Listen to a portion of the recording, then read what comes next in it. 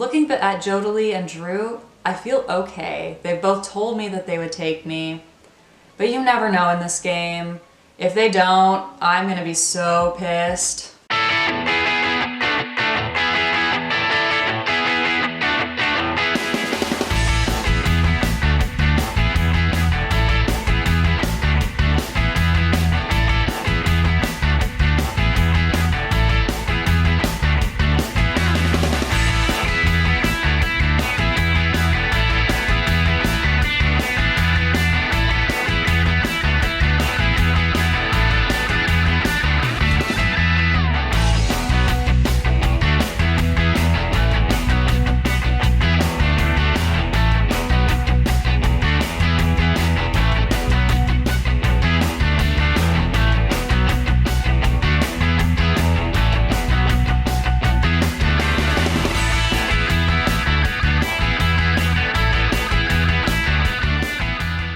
Hello everyone and welcome to the final part of the 3-part Captain's Challenge.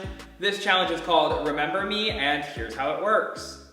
I will read a prompt that we gave a specific member of the jury and the 2 answers, either ace or king. One will be the answer that the jury member actually gave, and the other one will be a fake answer. The goal is to put what the jury member actually said. If you're correct, you get a point. If you're incorrect, nothing happens. The person who has the most points after 8 questions will win this final Captain's Challenge of the season. I know the jury is looking their flyest, but right now I can't even make eye contact. Whatever we're about to do, this is the most important comp I've ever done. I just need to focus. Question 1 was from Carson.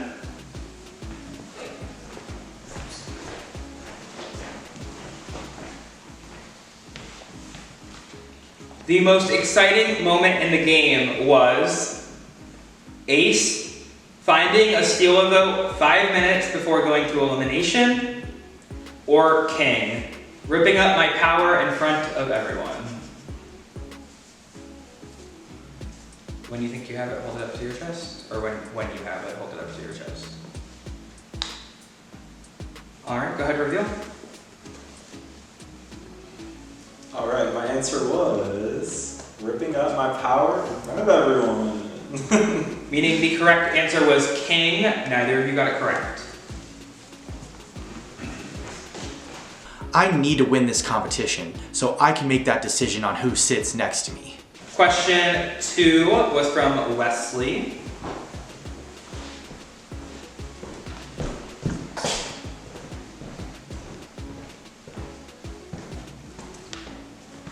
The worst decision anyone made in this game was ace, trusting anything Kennedy said, or king, lying when you didn't have to. Say it with your chest.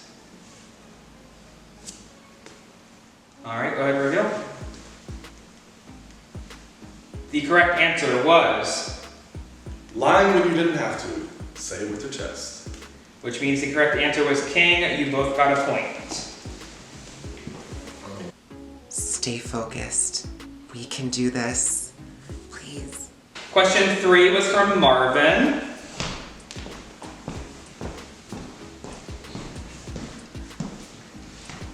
The one game move I really wish I could take back is ace, trusting Jodaly throughout the game, or king, giving Kennedy my pendant to save her.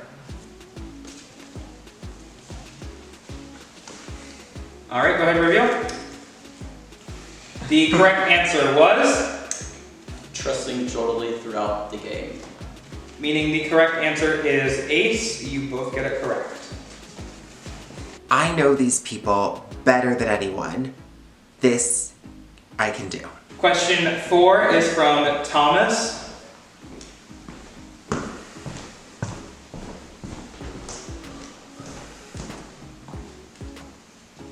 The person I feel most betrayed by is ace, Taisha, or king, Jodaly.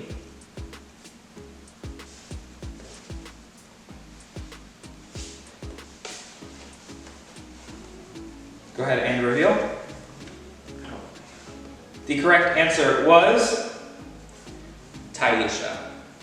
Meaning the correct answer was Ace. Drew gets a point.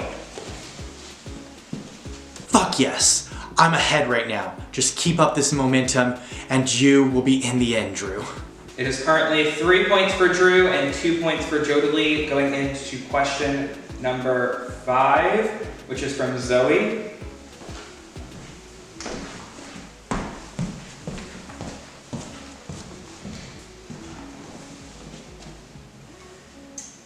The hardest part of this game for me was Ace voting out Paul or King voting out Keaton.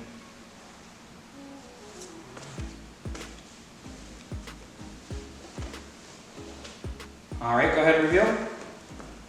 The correct answer was Voting out Keaton.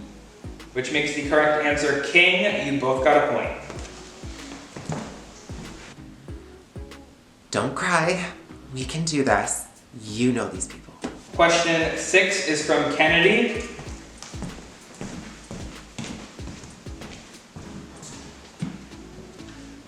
My biggest regret in the game is Ace not having better genuine talks with people, or King winning so many comps, making myself a threat.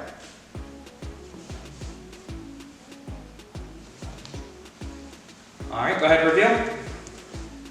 The correct answer was Not having better genuine talks with people. making the correct answer Ace. Neither of you got it right. You got this. You got this. Moving on to question 7, which is from Taisha.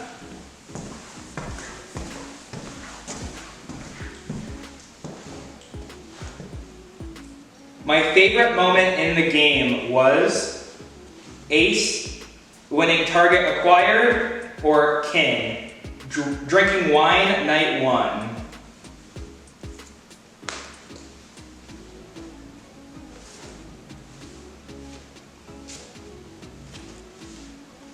Go ahead and reveal. The correct answer was Drinking wine. Drinking wine. I win.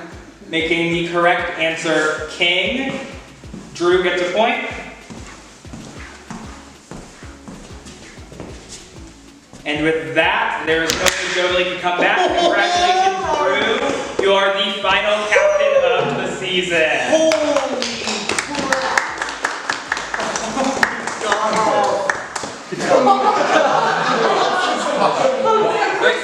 Oh my god, I did it. I'm gonna be in the final 2. This is such a surreal moment. After everything I've been through, I knew I could do it deep down, but it doesn't mean it was an easy road. Hello everyone and welcome to the 15th elimination of Ascendance Live Season 2. In a few moments, Erica and Jodaly will both have a few moments to tell Drew why he should take them to the final 2. After that, Drew will go and cast his vote in private. He could give a few words and then I will reveal the vote. My face flushes red a little bit. And all I can do is tell myself to smile. There's still a chance. I'm gonna fight. I think you should take me to the final 2 because I think I've played a decent game. I think I've earned my way here. Not to say that Jodaly hasn't. I think you might have a better shot of winning against me over Jodaly because I know I'm going to be a hot mess if you bring me to the final 2 and I have to answer jury questions, so it might be in your best interest. And I don't have anything bad to say about Jodaly, so I'll just hand the mic over to him. Well, Drew, I think you should take me to the final 2 because I think if this game has proven anything, it's proven that emotions can run wild. And I do think that you and Erica have played a lot of this game in tandem. And so if the tiebreaker has to be between the 2 of you, there is a chance that the jury feels better socially about Erica, whereas I think I've kind of made my enemies along the way. And I mean, it would be kind of cute if you sat next to someone who was targeting you for the later half of the game. There's nothing more powerful than that. And also, I think you're a bucko, so I hope you take me. Thanks.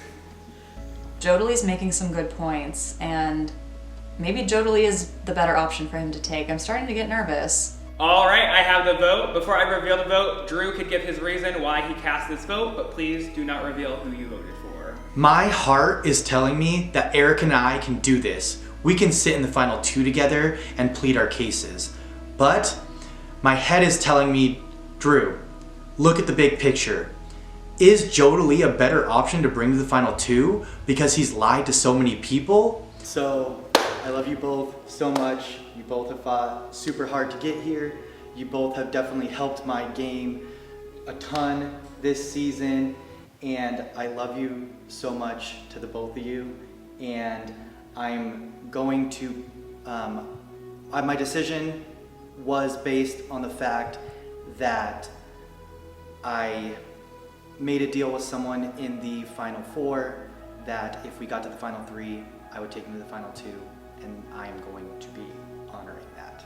I'm also scared about the possibility of sitting in the final 2. Am I really prepared to face a jury? Can I answer their questions? All right, first vote. 16th person voted out, and the final member of the jury, Jodaly. Jodaly, you have a few moments to say your goodbye. Oh my God, Drew stuck to his word. He meant what he said when he said he wanted to take me, and I am so happy. But I'm scared too. I've never faced a jury before. What if they just eviscerate me? What if they ask me questions that I can't answer? What if I embarrass myself out there? I don't know if I'm really prepared for this. Well, of course, it's a love. I have a special connection to Ascendance because, you know, Ascendance was the first game in a long time that looked beyond my appearance and believed that I had something extra to give. And I want to say thank you to Ascendance for allowing me to grow into a new person over these past couple years. Fine, I guess I'll go. Good luck to the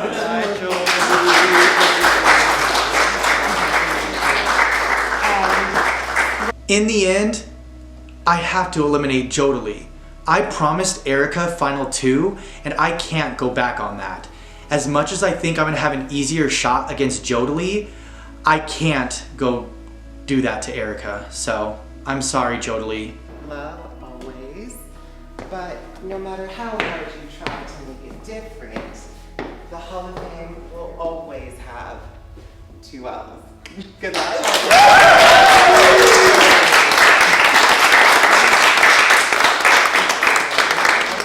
Well, Team Jodaly rocked the house. I came here to prove that I was one of the best Ascendance has to offer, and I think I did that. No matter what, I came in here and I showed everything that I have to offer. Uniqueness and all, whimsical, fantasy, mask or not, I'm Jodaly and I am a great player. And my legs look great. I have a lot of Ascendance alumni friends, and I myself have a lot of Ascendance experience. I've played every version of Ascendance that's out there, and I've had so much fun each and every single time.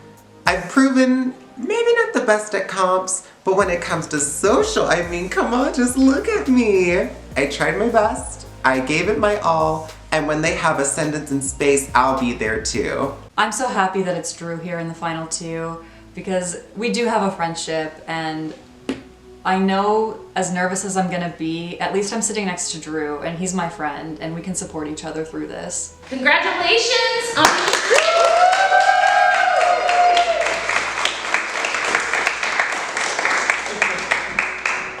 Alright, so part of the hard part is over for y'all, but there's one more thing left to do, and before we go into vote, I want to talk about it. So I have a few questions I always ask everyone since season 1 of the org.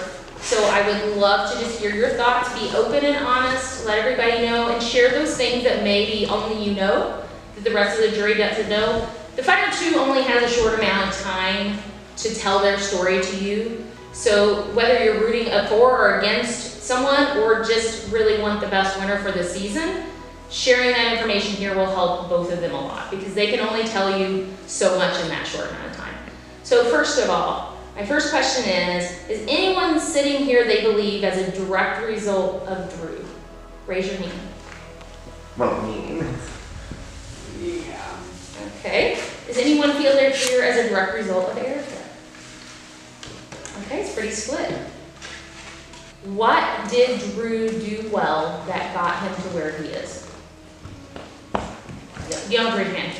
I think that Drew made really good relationships with like almost every single person in the house. Like I feel like Drew had at some point like a relationship with every single person. Like maybe I'm speaking out of turn, but I also consider Drew like maybe my 2 or 3 like most of the game after the jury portion. So he did a really good job at like making those relationships. I really think not only did he do that, but when he did come up and talk to, at least me personally, he was always thinking, I'm at the bottom, we should work together. Like he was always kind of playing up that he was in a bad position, but I really don't think that he was. I think that he was trying to get us to think that we needed him as much as he needed us. And I don't know if that's necessarily the case. Not only that, but I think he played his power strategically and in the best way possible. I mean, Erica had a power and she didn't really use it to her benefit. Drew came in clutch in competition wins when he needed it. And so I think that the way that he organized his games with his powers and his competition wins, it kind of got him to the final 2. Whereas, Erica was a little bit more not as structured in her gameplay as Drew might have been. I don't know. I think for me, when it comes to at least his advantages, I don't know if it's more of a strategic decision when he chose to play his pendant when like everyone was already voting for him and joining a vote that already had the majority of the person he wanted going home. I think for me with Drew, I think Drew had his connections with the people that he had them with, but I don't really feel like he ever was part of the plan of breaking that up and making the move to get them out. So I guess I'm excited to see a little bit of the big moves that Drew has been a part of that wasn't just the easy thing for him to do. I think one thing, sorry, I'm coming again. There were a couple times early on where people came to me and they said, these are where I see the powers. And Drew's initial power, the one that he found night 0, was never mentioned. I knew about it. I believe Drew kept it from everybody else and kept it buried on the down low. And he played it in a round where I don't think he necessarily needed to play it to secure that vote. But it was a very chaotic round. I'll remind you, this was the vote between Christopher and Jodaly. It was a very chaotic round, and he put himself out there for everyone to see that he's willing to place himself in that chaotic moment, when even if he thought it was the last time it was teams, he could have just kept on with it and no one would have known that he had it, and he would have been able to hide that he had another power. Me and Paul. Yeah, it was just like Paul. Sorry. But yes. Yes. Yeah, I was never like actively working with him, and he still put in an effort to make a relationship with me, which I appreciated. And I don't think Erica did the same. I also think it does involve like a fair amount of strategy to not play a pendant or to play a pendant when you need to.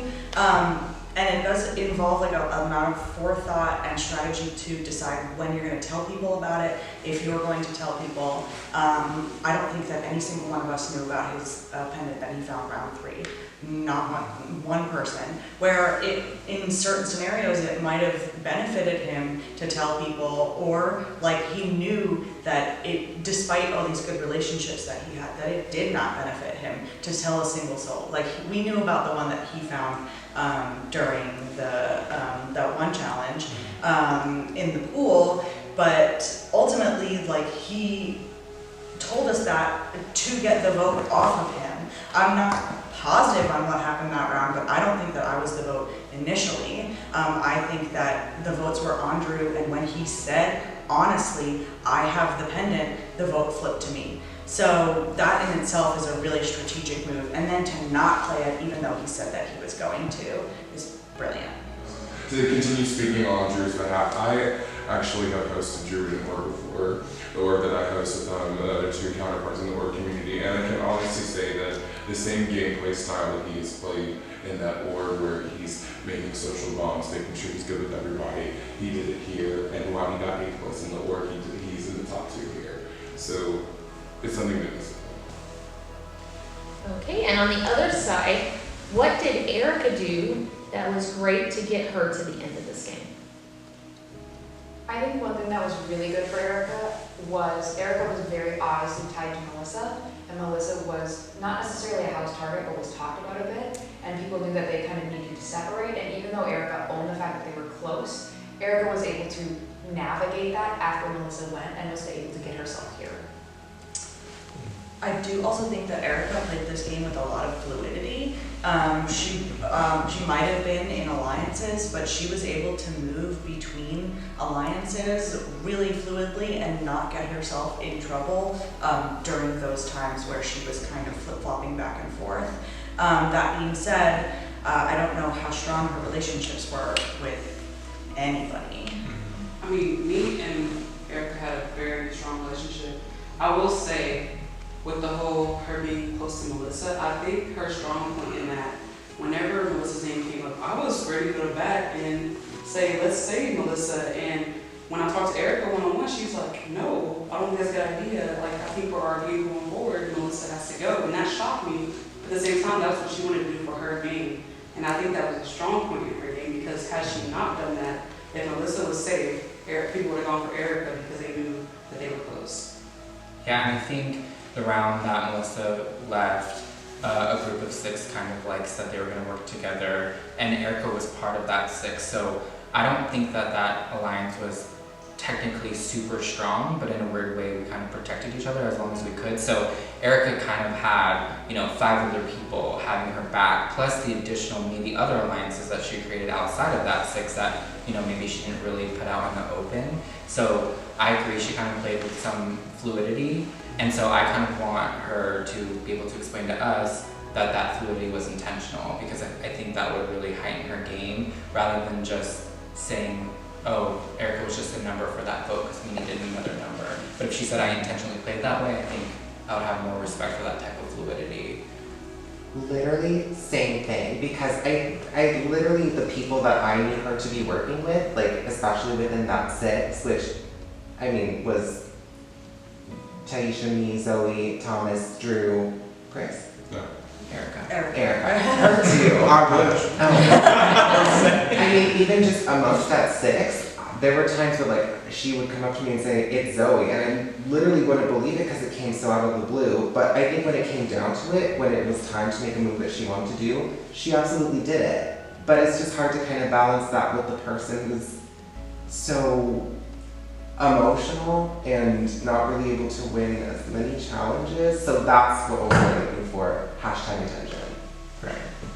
So go ahead. my question with that is, because you guys are talking about how like she gave you a name and you're like, oh, did she orchestrate that? Was she the one who started this, or was it kind of, this is the vibe everybody's getting, she's gonna be the one who kind of pushes it? Like how did her role in the alliance kind of fit? Towards the end, there was a lot of times where I felt like she kind of did, like, it's like, okay, like Thomas. I came to her and I was like, what do you think is the best option? We have to pick a side, basically. She said Thomas was a bigger threat. I don't want to go against that, and I could see, and it was really hard for me to vote Thomas out. And when I did that, I made a choice. And I think with me doing that, she influenced me a lot. A lot of the times, Erica, we went to Erica because we had to vote, like on either side. We'd be like, oh, we got to talk to Erica because that's the vote we need. We needed to put her in as a number. So was she a number? She was a number, but she was important. Like, it was like what she wanted to do. She was like the swing vote. Yeah, and I can speak on that because especially with the Zoe vote with Drew, Erica was like the 4 with a lot of vote for the Zoe vote. Sorry. And in full transparency, in our 6 there was a 4 with Ty, myself, Zoe, and Drew, with Jodaly and Erica kind of being the bottom, like the 5 and 6. So if Erica, I always thought that Erica kind of knew that she was down there. So if she can explain that, the flip was intentional and she knew that she needed to make that move because she was on the bottom, that would be impressive. So if she has awareness of where she was in the game and in that alliance of 6, that's a positive for her. This also doesn't necessarily apply just to Erica, but, I'm a super fan. Drew and Erica have played season 9 together, and they were instantly close from there. And then they played in the Ghosts of the Past mini, and were also close from there, and knew some people like myself and some people on the pre-jury that are here with us. And every time I've seen them play together, they've always been like, shh. And I think that's kind of the same thing that I see here. And so that's why with like my final words, I was like, the two of you have done so much together. I want to, like, who deviated more away and did it successfully? Most of y'all didn't know Drew or Erica before this, right? I've known Drew for really long. Yeah, I knew Drew. I didn't know. Who knew Drew? Just to the same. Okay. Well, then you I are knew new. Erica. I mean, I knew them. But to ignore you people, for those of you that didn't know Drew and Erica, what would you say was like your impression of them, getting to know them for the first time, like from here, day one, to like the rest of the game? Personally, for me, I enjoyed the personal conversations that I had with Erica, for sure. And when we talked, she was easy to talk to. It was really, really difficult to get an actual read on where she was. And maybe that's a good thing, maybe it's a bad thing, but I also never really truly felt like I could trust her. She was a good liar, but her lies were almost see-through in a way. Like, she could lie straight to your face and feel confident about it, but that didn't mean that you couldn't see through it. I didn't know Drew, I didn't know either of them, but Drew and I had this like instant connection. I think a lot of people felt that with Drew, in that you made eye contact with him and you felt safe and you felt like he cared about you. And I did not feel that with Erica. I agree. I was just gonna say, I agree with your point, Zoe. Like, there were times where, you know, I would look at Drew and he would look back at me and reassure me, whereas like with Erica, like, I never really felt like that connection was there. I never really felt like there was a push for that connection to be there with her. You know, and she found her people and stuck to them, so I respect that, but yeah. I guess I have like a follow-up question, is like, who felt close to Erica besides Taisha? Who do you feel close to Erica? I felt closer. There was a part of the game where especially which I'm probably on top 8, top 7, where Eric and I had private conversations and I don't know if this is a word, but I heard it on YouTube one time, so I'm going to say genuinity, is that a word? Sure. It is not. It is not. Genuineness, maybe. But in any case, I felt that there was like some sort of genuine bond between Eric and I when we were talking about game, but also like real life connections with that, especially like last night when the game was like over and like the top 8 were like bonding and everything. So I do think there was like some sort of like genuine bond when talking to Eric. Follow-up question, who felt genuinely close to Drew? I did. Sort of. Moving on to the flip side, what did Drew struggle with on his travel to the final 2? One thing I will say that I did not appreciate about Drew is during my elimination, he really did kind of like try to give me comfort and like reassurance, like almost like false hope when that wasn't really necessary. So I guess I just didn't really understand why he did that. You feel like he lied when he didn't need to lie? Yes. Is that how you feel about Drew Wesley? I don't, actually. No. I think comparing the two, Drew knew what he had to do. Every single round, it was either I win this or I go home. Where on the other side, Erica had 1,000,001 options and she had to choose the right options every time, and it appears as though she always did. I have a question too for you about Erica, about the Melissa vote. If she had said, I want to keep Melissa, would that have happened? Yeah, because I felt, at that time, I felt closest to Erica in that moment. I felt vulnerable. Like, Melissa was a shield for me. And I was like, I want to keep Melissa. Like, I literally said it to y'all. I was like, I want to keep Melissa. And then all of a sudden, I talked to Erica, she was like, she woke me up out my sleep. She got my game. I was like, oh, okay. I was like, you know what, girl, I'm going to listen. Let's put Melissa down. So, like, she didn't even flip of a second. If she would have told me she wanted to keep Melissa, we would have kept Melissa. She was still I found that really interesting because there was this narrative of Kennedy versus Melissa, and you two are going after each other, but in reality, it looks as though Erica made that decision. And I think that speaks volumes. Like the decision for them to go after each other, or which side will No, if Melissa stays or she goes. I also kind of, since I know him, I have come to recognize Drew as a little bit of a used car salesman. Hey Drew, do you want to work together? Yes, let's do it. do you want to work together till the end? Oh, there's so many options, so much time. Like, getting like specific answers kind of on the same note, I think he makes his mind up on stuff, and like, it obviously reflects in the gameplay, but I do wish at least at points there was a little bit more of like, this is what I'm doing decisively. To be fair, I don't think Erica necessarily has that either, but I think it's something I would say about both of them. Okay, let's move to the flip side then and say, what did Erica struggle with on her path to the final 2? I believe that I had 3 actual conversations with Erica this entire time that I did. If everybody else was talking, like, I think for maybe the first 2 days, like, if everybody else was talking, like, I saw Erica silent. Like, she was a good observer and she was a good listener, but there wasn't like a lot of reach out to other people. There wasn't a lot of like effort to be present in conversations. It was a lot of the time, I think I don't know if she ever approached me. I think it was me approaching her. I think I was always asking her like, hey, like, what are you thinking for this vote? So I didn't feel necessarily, and once again, maybe this is a good thing for her, maybe it's a bad thing, but it doesn't make me feel connected to her that she never reached out to me for my opinion or for the way that I thought a vote should go. Do we all feel the same way when it comes to that? Because I actually genuinely feel the same exact way. Because when coming and talking about votes and asking, hey, Erica, can I talk to you? Like, I know like a lot of people probably felt the same exact way that you did that. Because It was always, where's Erica? Yeah. I agree. I will say there was a moment in time that I rubbed me the wrong way. I don't know exactly what round it was, but once Erica came out into the downstairs of the basement, there was a point in time where she saw us and then she's like, oh, I'm not about this right now. And I'm like, well, you are voting, so like, what are you doing right now? And that kind of threw me off.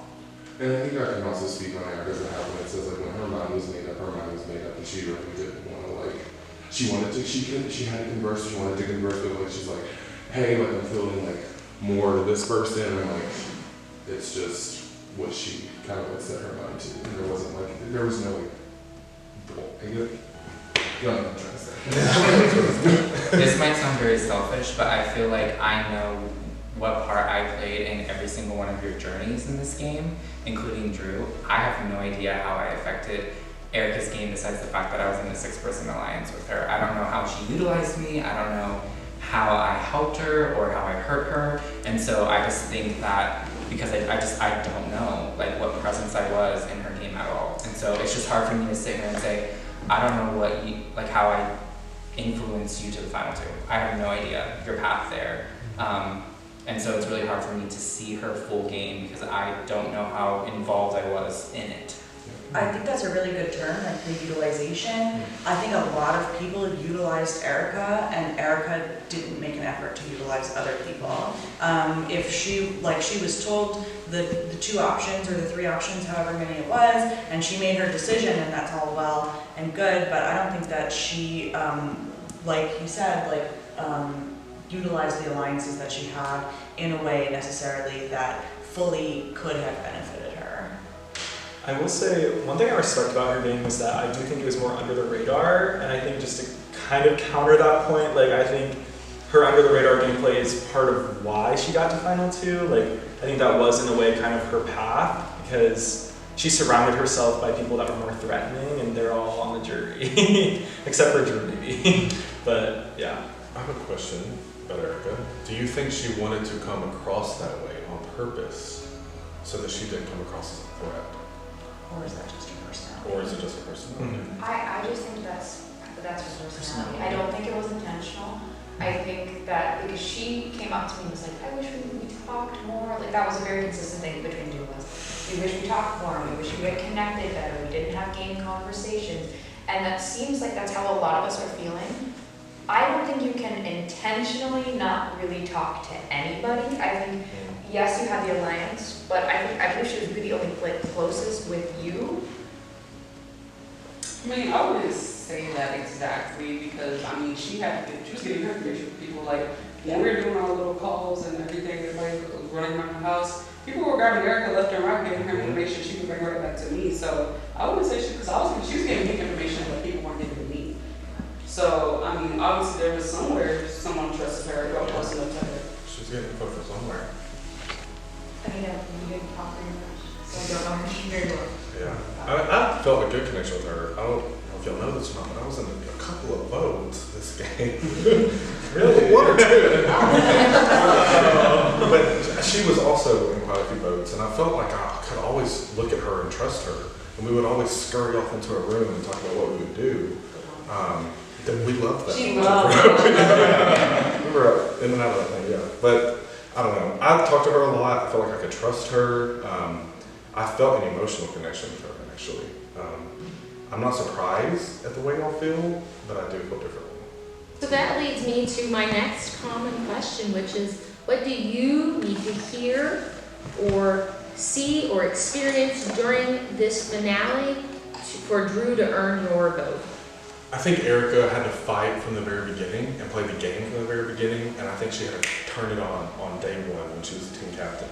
I think Drew had to turn it on like here, and he finished the last fourth of the game strong, but I think Erica did that from the beginning. So I'd like for Drew to show what he did from the beginning, the way Erica was fighting in the beginning. I mean, I don't necessarily agree. I think I saw Drew start like really playing, maybe from like pre-jury, maybe like 2 votes before jury, like onwards is when I really started to see his game and appreciate it. I don't think that I really saw Erica's game much until my vote out, or maybe Thomas's vote out. I think Drew played this game very emotionally. We saw a lot of emotion from Drew, and I really want him to elaborate how he picked his head over his heart sometimes.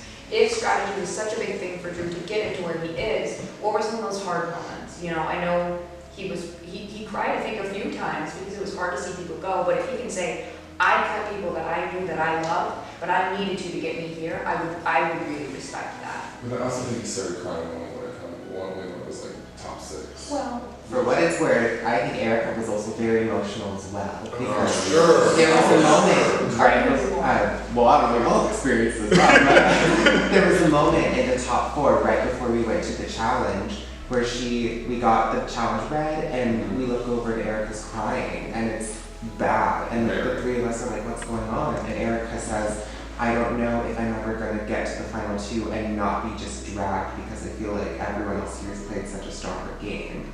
And that's like the height of it, but I think throughout, Erica too has been super emotional. And I guess I'd like to see that from her too, like, what did she go with at what time and why, you know? I hope that Drew acknowledges the pre-existing relationships that he had, because he can't say that didn't help him, because it did, and I want him to explain how those pre-existing relationships, how he utilized them, because obviously he had to cut some of those or throw some to the side, and I want him to explain how he strategically did that and why. And I think one of the biggest things is, I think some of us knew that he had those connections, but he was able to downplay them, and I want him to explain how we didn't put those pieces together and why he wasn't a target because of all the connections he had. So I want him to acknowledge that he's there because he knew a lot of us already. Okay, and let's go on the flip side and say, what do you need to see, hear, or find out from Erica for her to earn your vote tonight? Intention. Either way. What are you gonna say, hashtag? I was gonna say. Joe? I was just gonna say something real quick. I was just gonna say, like, one of the things that kind of like, I don't know, see, y'all me and me, my words, I don't know if I want to see you, but one of the things that I guess like confuses me, especially like about Erica's game, is that when it was you, and it was between you and her, and then Drew, did she go to you? I didn't remember. Okay, so thank you. Drew continuously wanted to like Erica because you can stay, and then we all voted for you out.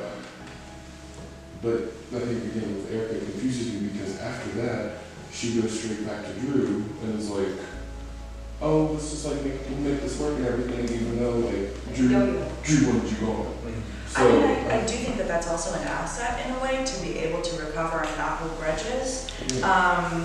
And it did get her to where she needed to be, like in the final 2. I think that was to be able to recover. And even though Drew stayed firm and like wanted to keep Kennedy, that Erica was able to go to him afterwards and secure like that final 2 position that Drew promised her, despite the fact that he had just basically betrayed her. But was it her not holding a grudge, or was it that she needed Drew? Right. Yeah, that's true.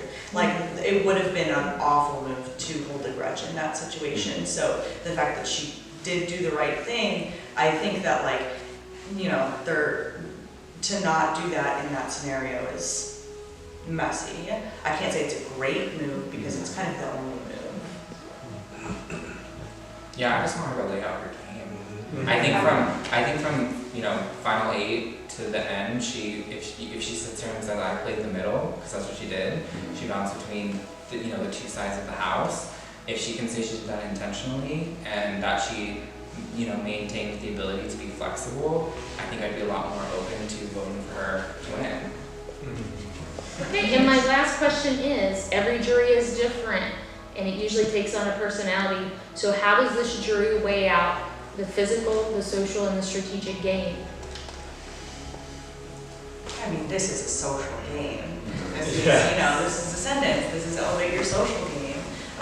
So at least for me personally, I think that like the emphasis is on the relationships that were made. I think it's impressive also that counts for me because you can make strategic decisions based off of comp wins, and then the strategy that goes into like being a captain and picking your teams or choosing who to go home is important. But what is ¡1 important, because you can win comps, but once you lose one, if you don't have your social game, you're gone.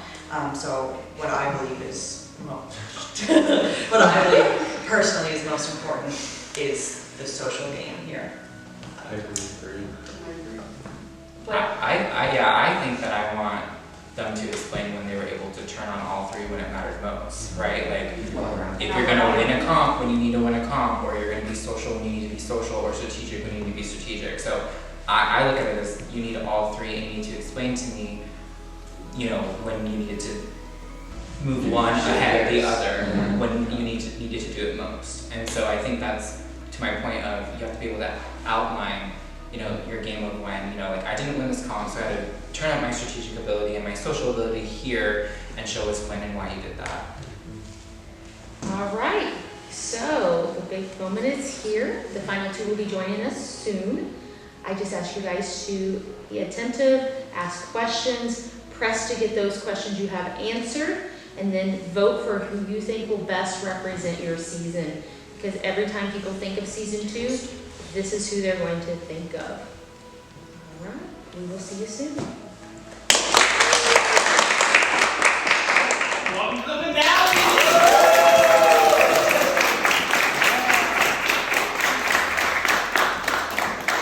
And please welcome your final 2!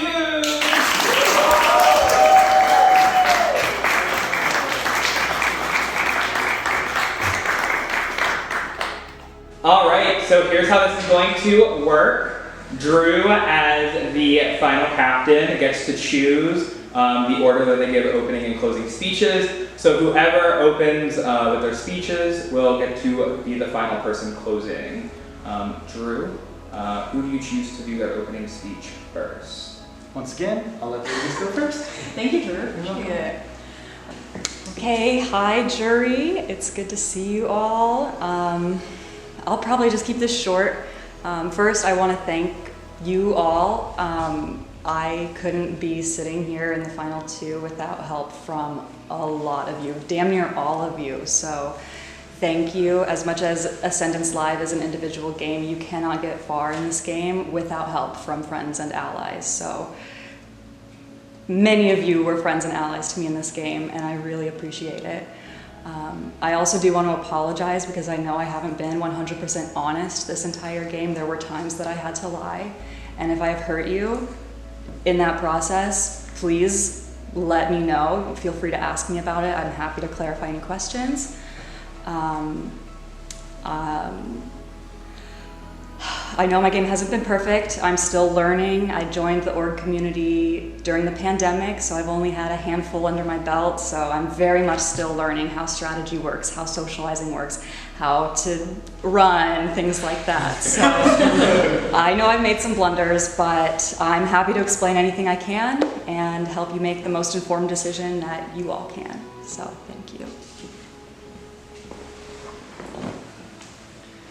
Hey y'all, I think it's time for me to go to the restroom. But nah, all jokes aside, I'm sure y'all are not gonna miss me saying that, always having to wait for the camera.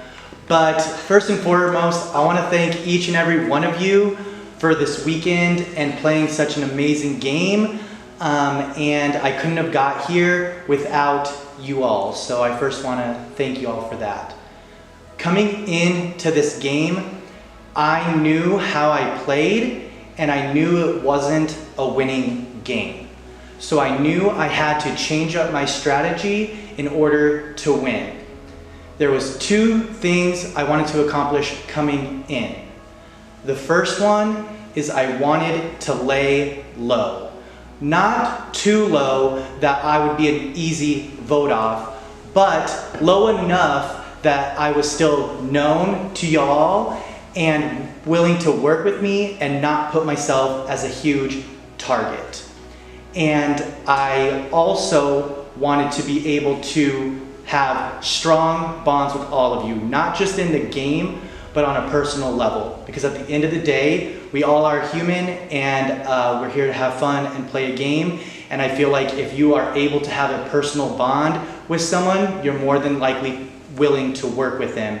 And I feel like I was able to do that with almost all of you, with probably the exception of Marvin, and that's only because we didn't get to play this game together because we were maybe on one team together, and that's it. And on top of that, I always told myself I am never going to close any doors because you never know when you're going to need to work with someone in the future. And I proved that point on night one, when Thomas came to me and told me that Zoe and Taisha on the Menage a Trois were already pinning me and Kennedy as a duo. And fun fact, even though I knew my name was already in their mouths, that I was willing to work with them, and due to my connection with Thomas, I was able to form my 4-person bond with Thomas, Taisha, and Zoe, and myself, which is where my true loyalties stood in this game, because I felt like a foursome could go deep into this game. Also, I feel like I had strong social capital in this game because I was able to get to this point with 0 valid votes to my name. In a game like Ascendance, to be able to do something like that is a huge feat. The only times my name came up was the Marvin vote, and Erica's blocked the vote that he had voted for me. And then the 2 other rounds, the final 6 and the final 5, where my names came up, I had the pendants of power that I was able to use on myself to negate those votes. And then the following 2 rounds, I was able to win the final 2 captain competitions, allowing me never to receive a vote to my name. Not only my social game I feel like was strong, but my physical game as well.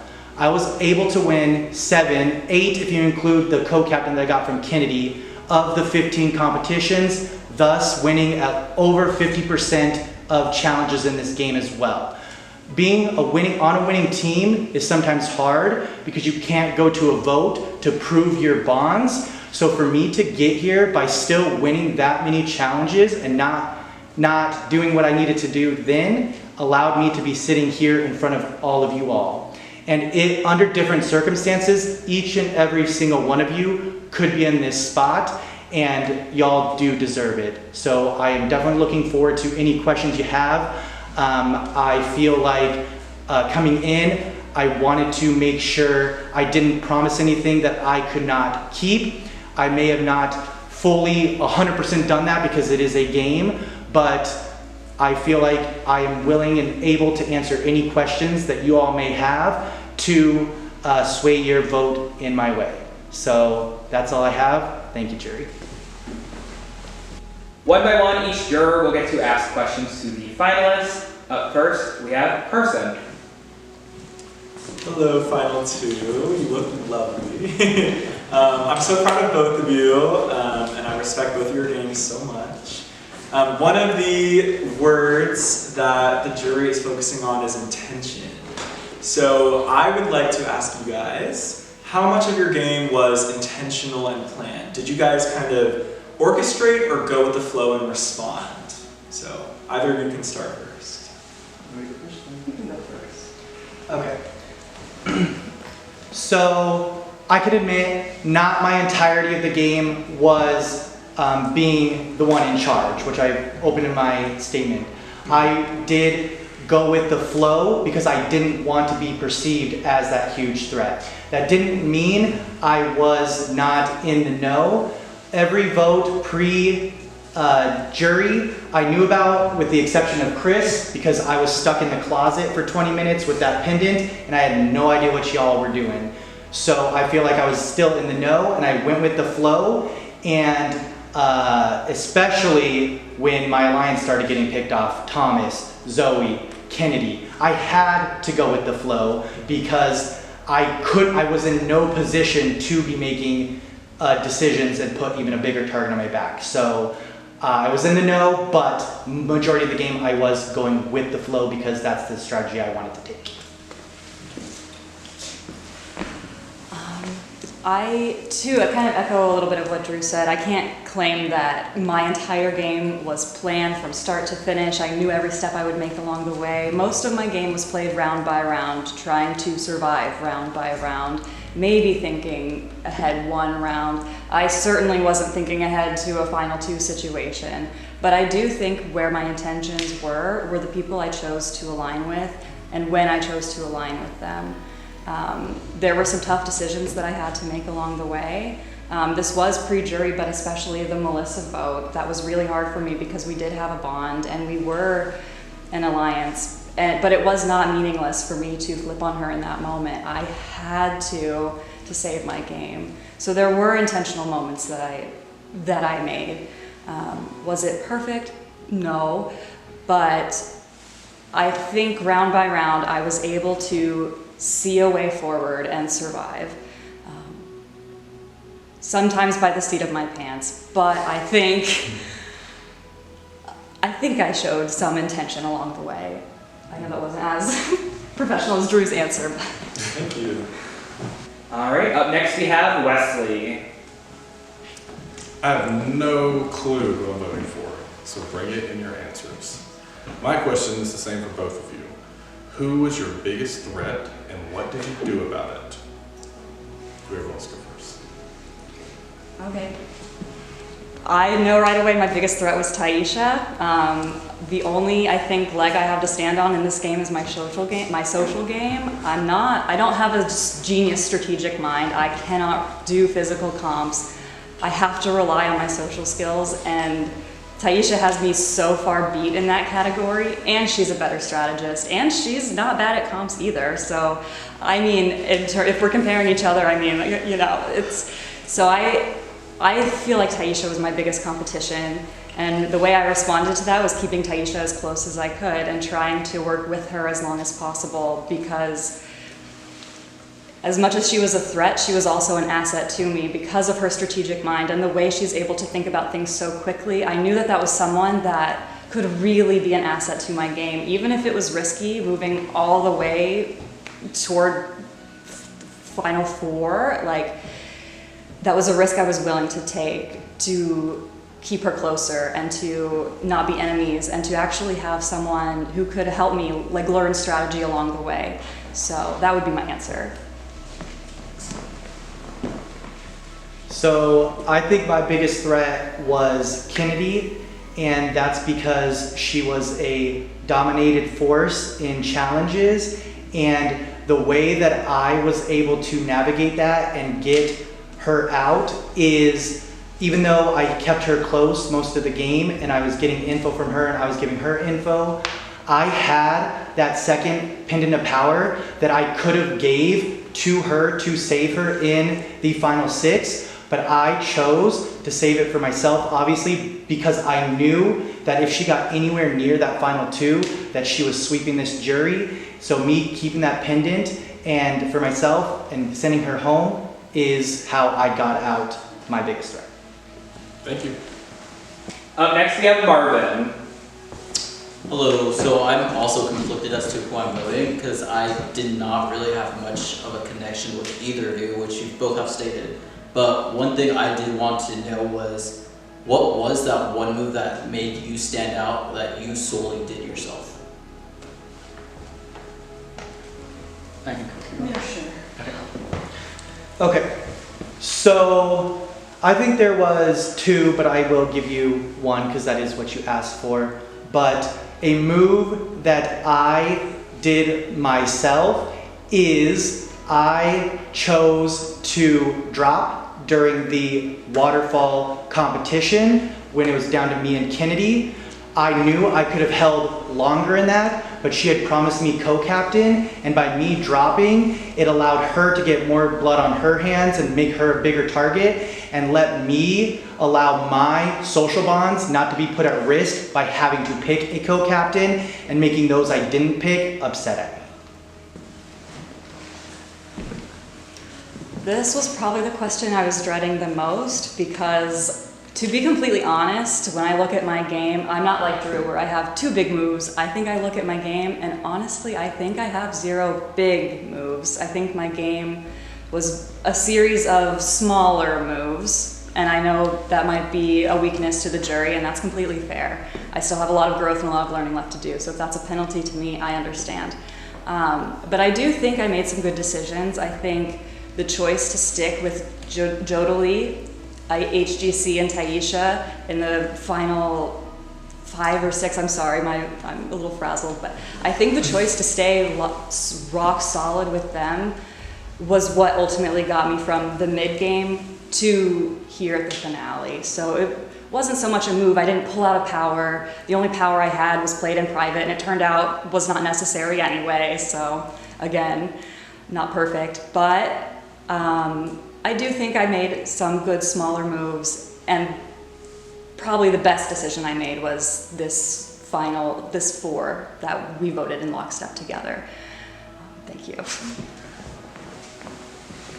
Up next we have Thomas.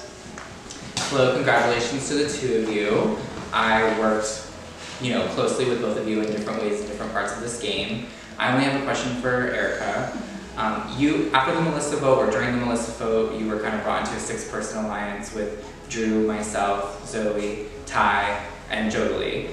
I feel like you kind of pivoted your game away from the 6 at my vote out, and I just want to know why, and then what was your strategy from my vote out to the final 2?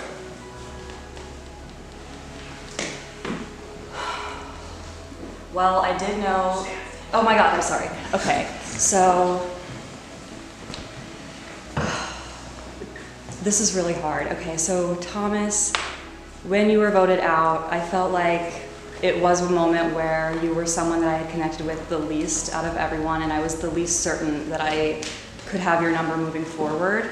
That's not to say I didn't trust you or wasn't comfortable with you, because I do feel like we had a good connection, but I felt a little safer with the configuration of with the other 5 amongst you.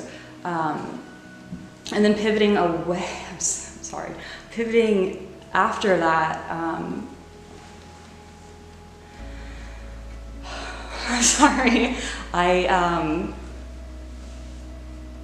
I mean, it was hard. It was really a round by round kind of situation. I didn't have a master plan moving forward, like, okay, first I'm gonna get out Thomas, then I'm gonna get out Zoe, then I'm gonna get out Kennedy. It was not like that. It was more so, amongst the people who are here voting together, can I find a group that that I can trust to vote with me? And it turns out I could with with Jodaly, HGC, and Taisha. Sorry, I know this is not great. So I didn't have a rock solid plan. I didn't have like a master plan of what I was gonna do. I did have to kind of work it round by round and fly by the seat of my pants a little bit. So I'm sorry if that doesn't answer your question fully. that's what I've got. Up next we have Zoe. I'm so proud of both of you. My question first is for Erica. I just want to know the people that you felt closest to personal relationship-wise in this game.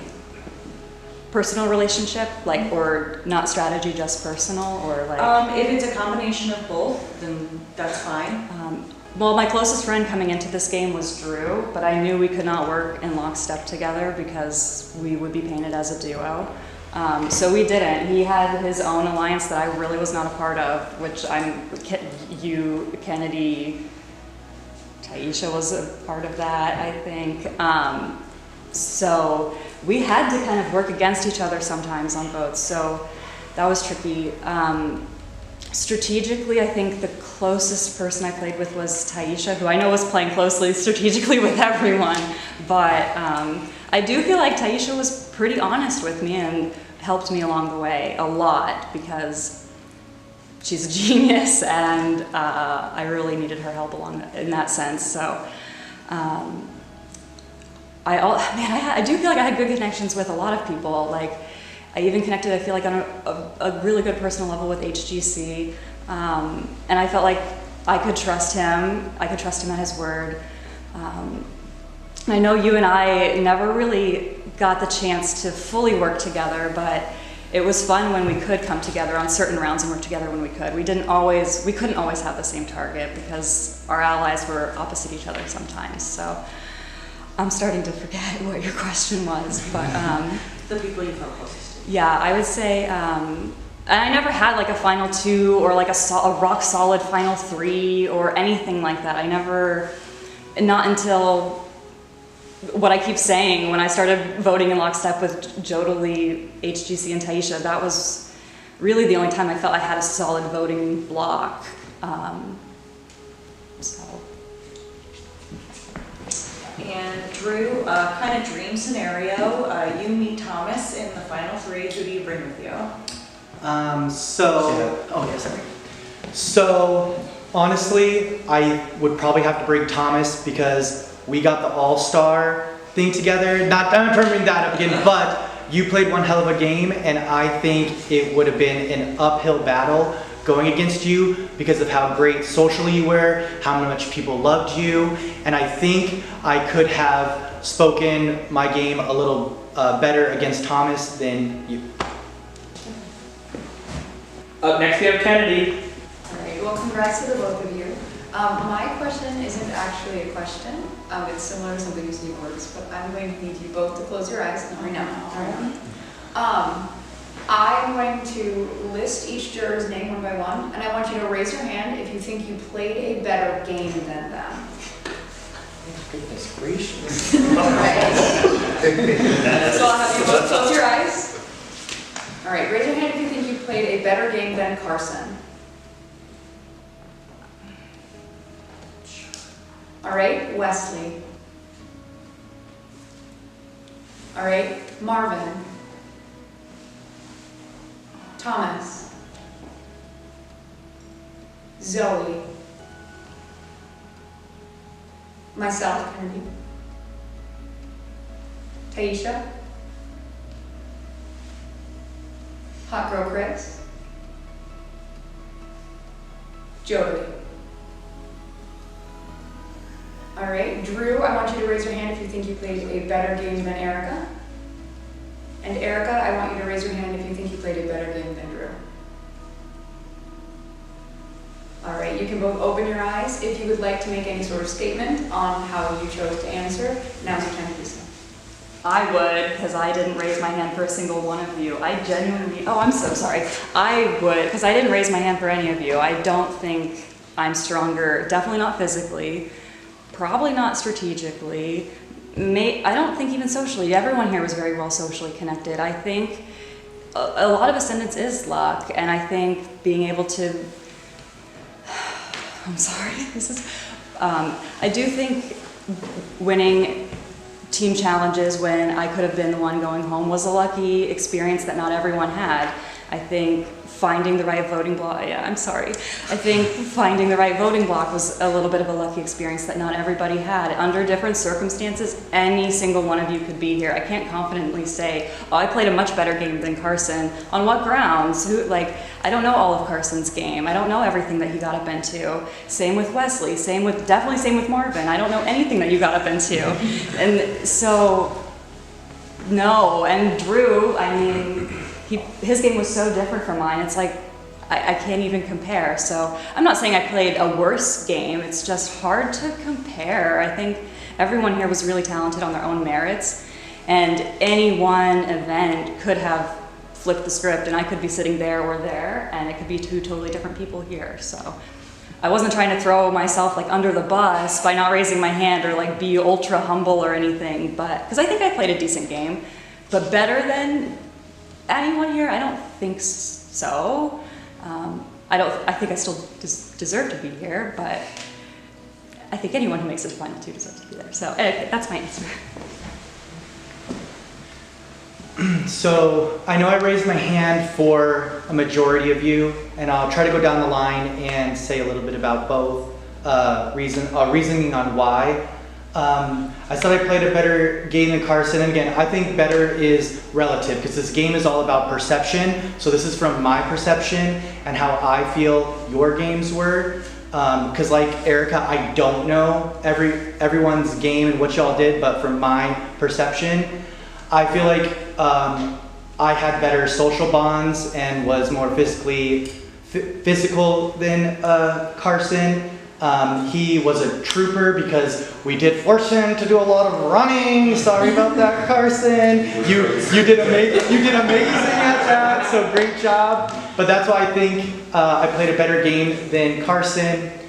I think I played a better game than Wes because I feel like Wes was always hanging on by the seat of his pants and just wanting to survive the next round, whereas I actually had the bonds to get me to the next round.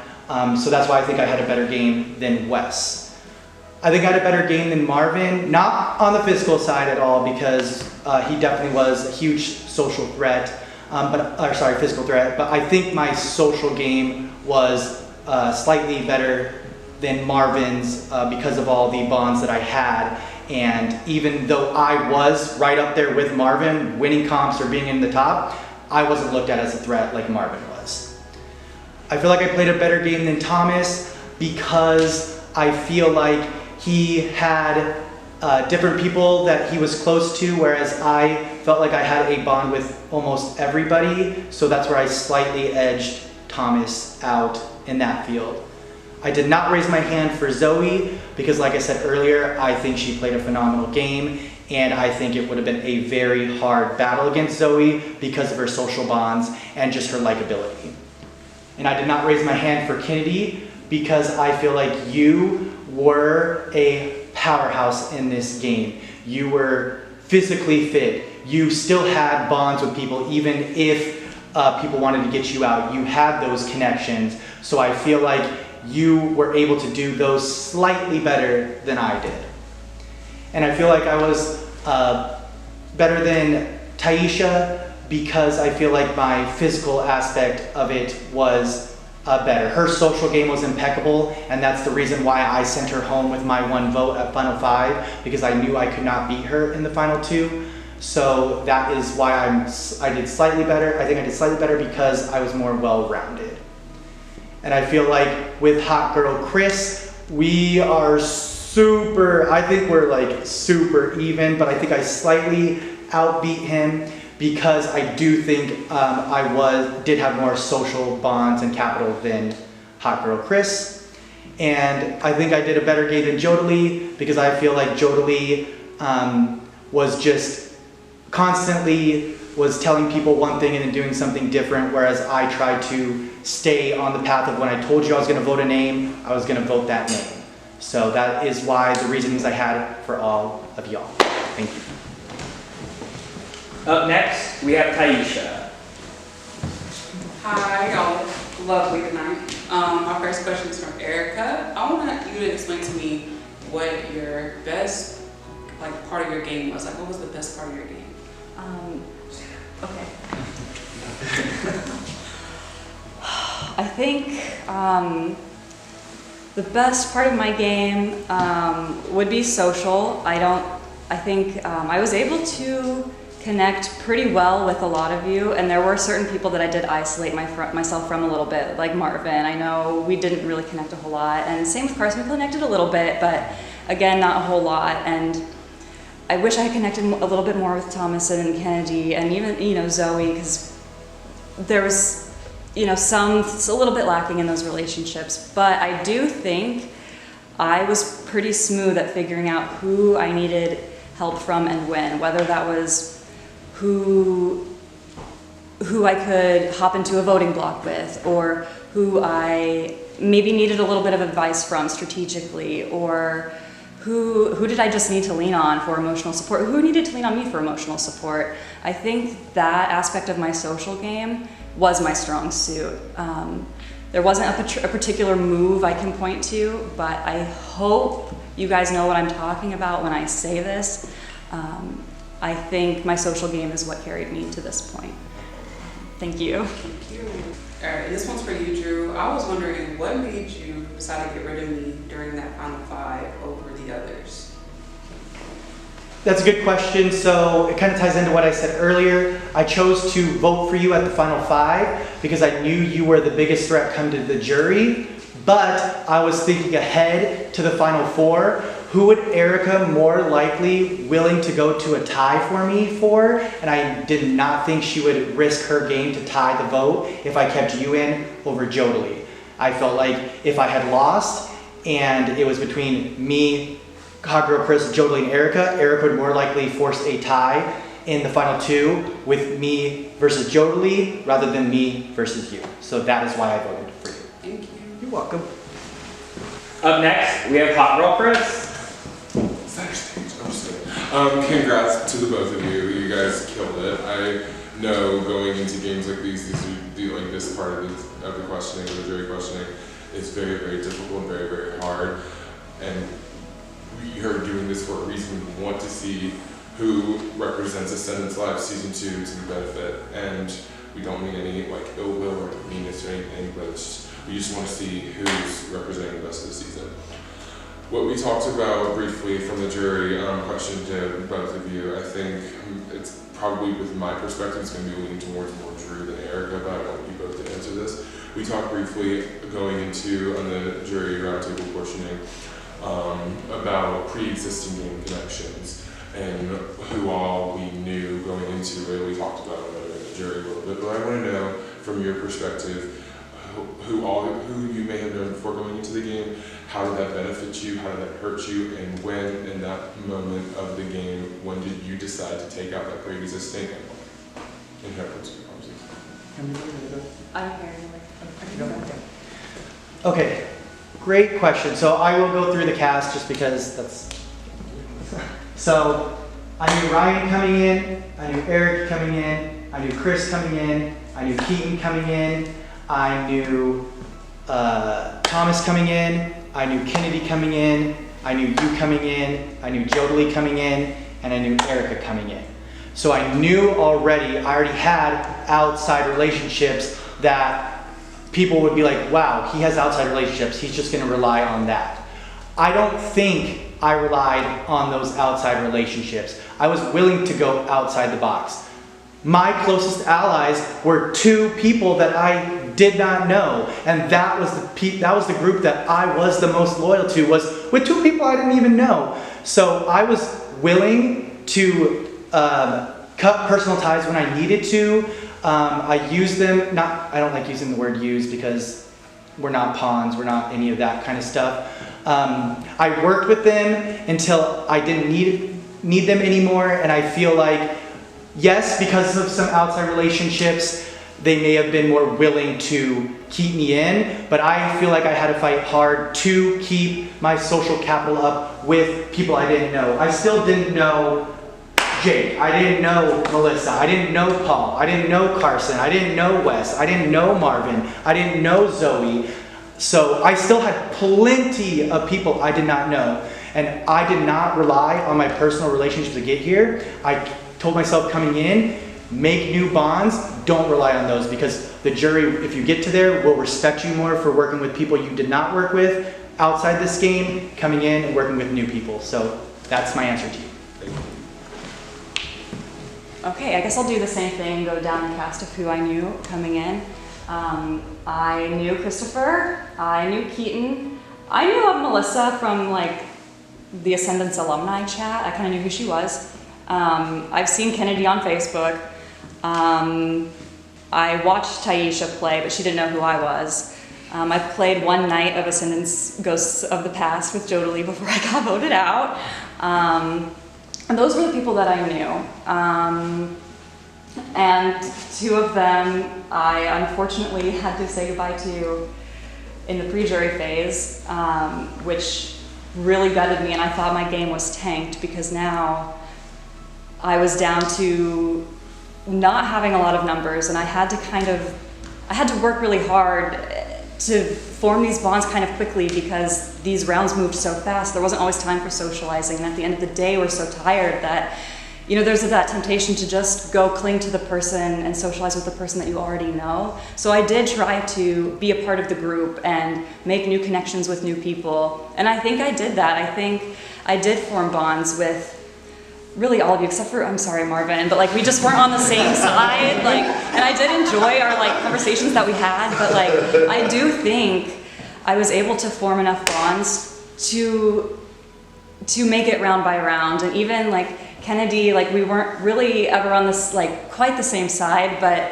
I think we still formed enough of a bond where you were willing to give me co-captain that round, and that really, I mean, who knows, my ass could have been grassed that round. So I do think my previous connections did not help me a whole lot. And Drew, who's sitting here in final two, I had to kind of alienate myself from him a little bit. I know we worked together when we could, but I voted for Drew going into, which round was it, final six? I was willing to let him go and work with people who I didn't know before because I thought that would be better for my game. Didn't happen that way, but that is my answer to that. Thank you. And finally, we have Jodaly. Hi! Congratulations to both of you on the final two. Leah was touching on a little bit earlier, but I've been able to see both of you play games before up close and personal, and I must say I'm very happy to see the two of you sitting here. For me personally, I don't really consider myself that much of a strategic player, so I don't necessarily aim to give my vote to the best strategic player necessarily. What's more important for me tonight is the fact that Ascendance is a very important game to me, not just for showing up here, but just in general. If I had won, I would have taken it to heart, and I want to make sure the person that represents me by winning, this is something that's important to them as well. So my question is, what would winning the game mean to you? And that could be for either one. I can take this one, yeah. I relate to so much to what you just said because I play these games for fun. I know I'm not the smartest strategic player. Sometimes people will tell me, you know, okay, so we have these 3 votes, we have these 2 votes. If this person plays a pendant, then we can do that. If they play this, then we can do that. And I'm just like, hold on, I need you to explain that all again. You know, I'm not that super strategic player. I play these games to make friends and make bonds and get as far as I can and push myself. And I feel like Ascendance means a lot to me too because my growth in Ascendance has been huge. The first time I played, I did not know what I was doing. I just picked the smartest person in the room and followed her as far as I could. And this time I feel like I got to play a little bit more for myself. There wasn't one person that I just followed. I made my own choices with which groups I was working with.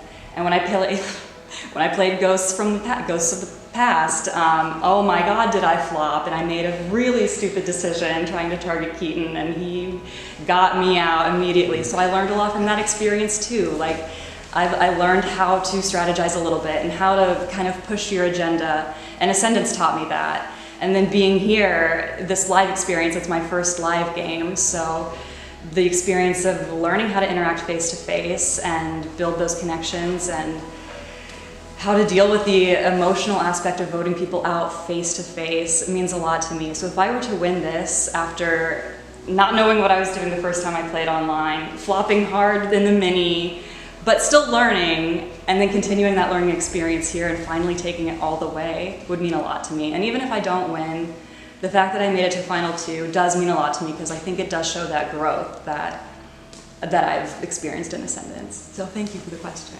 Thank you. How about you, Drew? So, I'm gonna try not to get emotional, as y'all know. I was emotional this week, so I'm gonna do my best to hold it back. But winning Ascendance to me would mean the world. And it would mean the world to me for the simple fact that I feel like my reputation in the community has always been that I'm a shady player, I'm a shifty player, I'm not loyal, I'm not capable of doing certain things.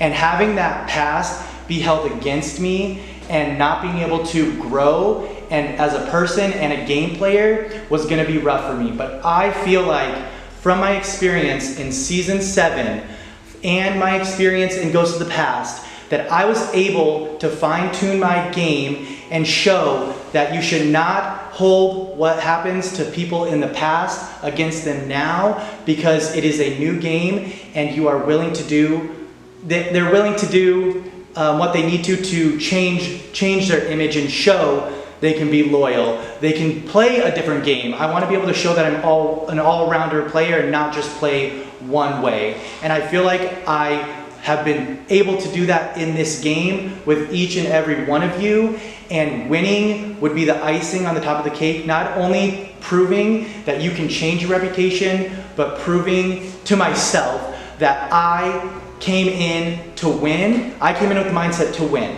I didn't come in with the mindset, I want to get past first boo, I want to make it to jury. My mindset was winning, and I think I proved if you set your mind to anything, you can achieve it.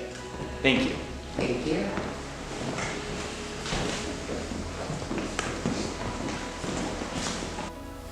All right, we will now go ahead with closing speeches. Since Erica went first in opening speeches, she will get to close this. So Drew, you're up first. Okay, so thank you all for listening to me ramble and talk about my game. As a season 2 cast, I think we all want the player that we feel best represents this season. And I feel like I am that player. I'm an all-around player. I have social capital, I'm physical, I have strategic chops. I feel like I have all of that, and I feel like I proved that loyalty can get you to a seat in the end.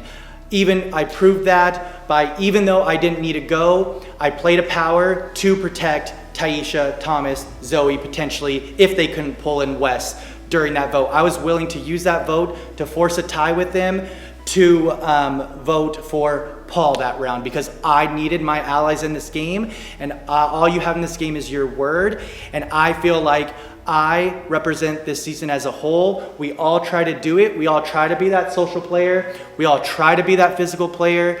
And I feel like I encompass all of that. And I can see a piece of all of your gameplay in me. And I hope you can see the same that I can see.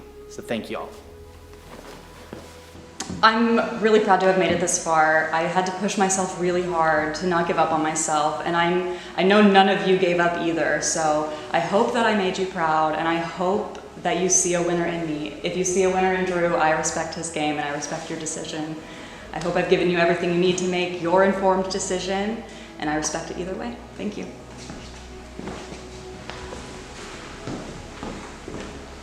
I will give the jury a moment to sink in all the final 2 thoughts, and we will go vote. I have the vote. Just a reminder, you want to see your name on these cards. Here we go. Carson has voted.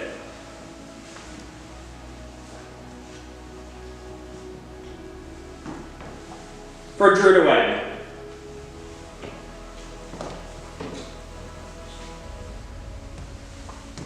Zoe has voted.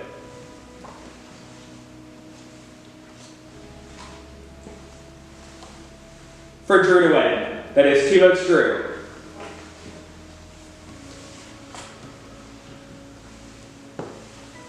Marvin has voted.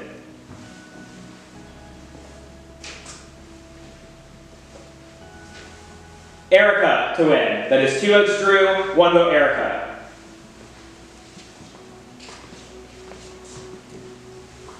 Taisha has voted.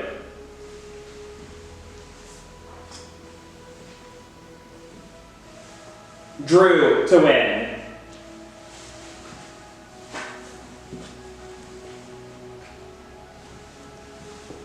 Wes has voted.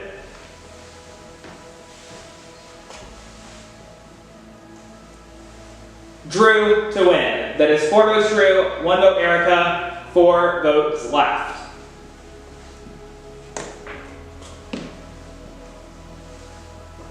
Jodaly has voted.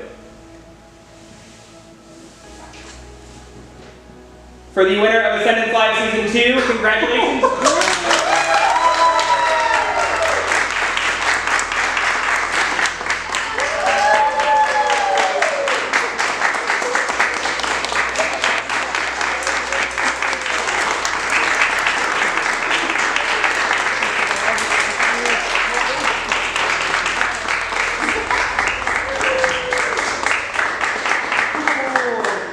I just want to thank y'all. Never in a million years did I think I could win a game, but again, when you set your mind to something, I think you can win it, and I just proved that now. Thank each and every one of you. Oh my God, I can't believe I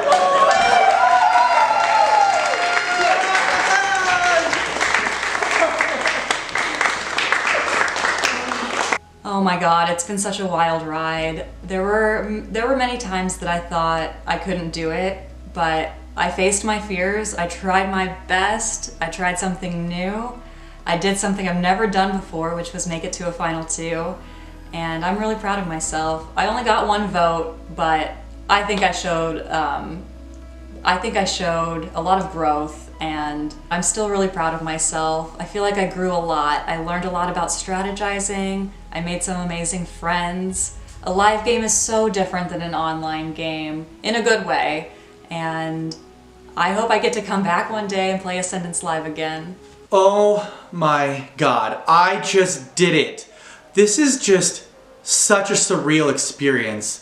Can someone slap me? Am I dreaming? Am I actually the winner of Ascendance Live Season 2? I worked my fucking ass off this game. I made sure I had such great social capital. I made sure I was in everyone's mouths and wanting to stay. I did what I had to do to win, and I proved that, and the jury showed me that with their votes. I fine-tuned my game for this moment here, and it proves to anyone out there, if you set your mind to something and come into a game saying you're win, you're going to be able to focus on the win instead of one step at a time. Thank you so much to production for putting on such a phenomenal show. This was a once-in-a-lifetime opportunity that I'm never gonna forget. All you out there who are on the fence, I really think you need to sign up for Season 3. This is an experience that you will never forget and you'll cherish for a lifetime. XOXO, you know you love me. Gossip Girl.